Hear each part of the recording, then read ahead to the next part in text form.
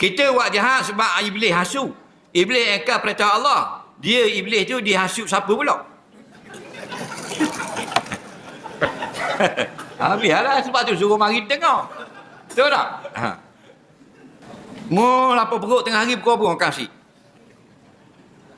Pukul 12. Bung berasa kau ni dalam hati.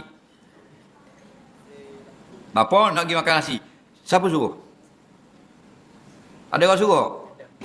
Gitu kau iblis. Memang dia dah. Faham? Tak ada orang suruh dia. Memang kerja dia ngasuh. Faham lagi? Sebab tu dikatakan syaitan.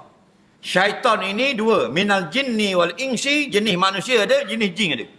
Tapi man syaitana yang betul-betul derhaka kepada Allah dapat nama syaitan.